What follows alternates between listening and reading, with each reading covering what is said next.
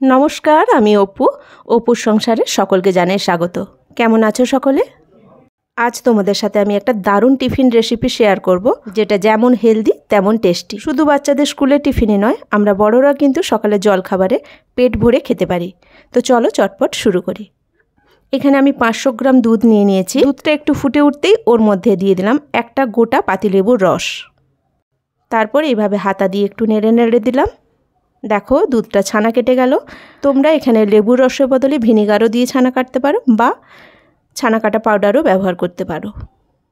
এবার ছানাটা আমি ছেঁকে নেব।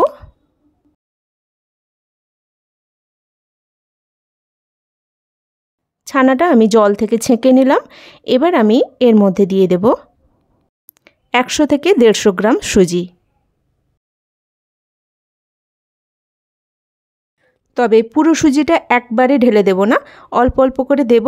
অল্প অল্প করে দিয়ে ছানার সাথে মাখতে থাকবো। আমি এখানে হাফের থেকে একটু বেশি পরিমাণ প্রথমে দিয়ে দিলাম। এরপর ওর মধ্যে দিলাম ছোটো চামচে 4 ভাগের 1 ভাগ লবণ, হাফ চামচ লঙ্কা গুঁড়ো দিয়েছি আর হাফ চামচ জিরে গুঁড়ো দিয়েছি।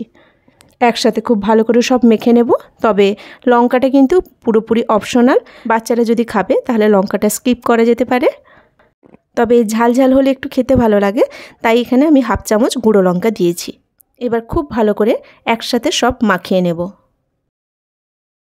আমি মোটামুটি মেখে নিয়েছি, কিন্তু এখন একটু পাতলা ভাব আছে, তাই যেটুকু সুজি বেঁচেছিল ওই সুজিটা দিয়ে দিলাম।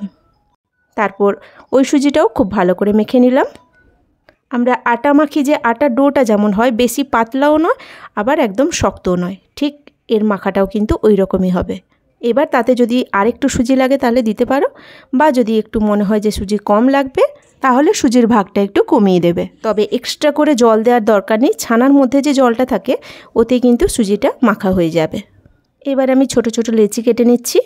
লেচিগুলো খুব বড় সাইজের হবে না, আমরা লুচির জন্য যে লেচিটা কাটি তার থেকে সামান্য একটু ছোট হবে।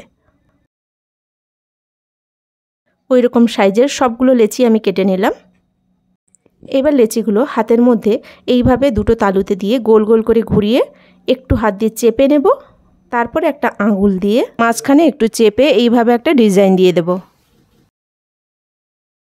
প্রত্যেকটা লেচি আমি এইভাবে রেডি করে নেব।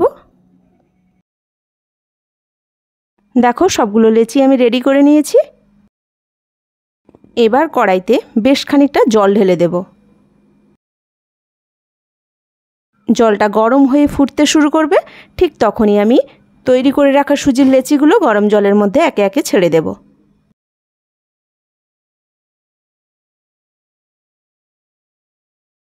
সবগুলো লেচি গরম জলের মধ্যে ছেড়ে দিয়ে হাই ফ্লেমে আমি 10 থেকে 15 মিনিট ফুটিয়ে নেব।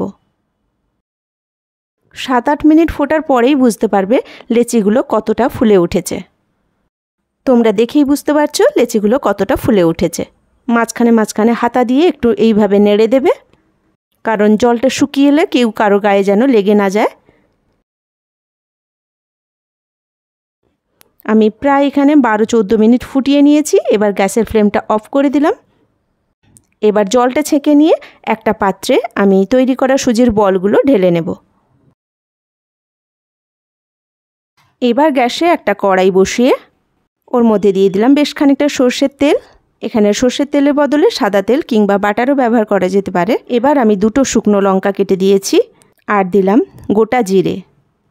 এরপর দিয়ে দিলাম রসুন কুচি।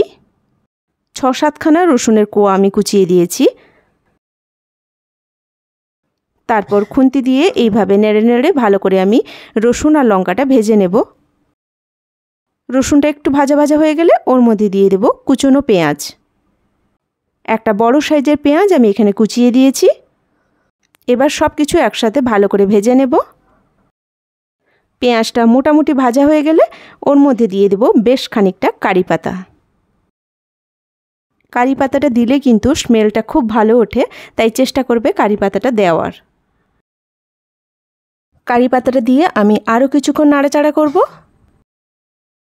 এবার কারি পাতা থেকে খুব ভালো একটা স্মেল উঠলেই ওর মধ্যে দিয়ে দেব তৈরি করে রাখা সুজির বলগুলো।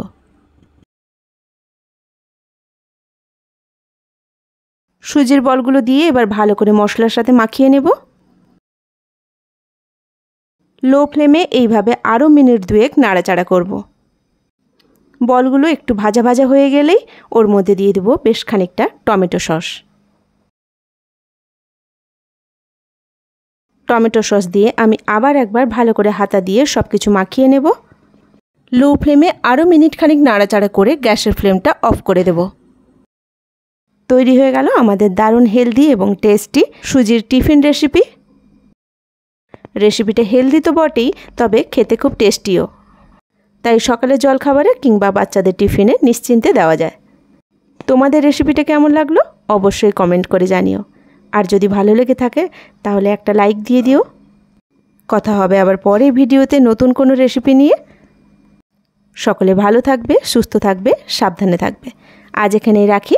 নমস্কার।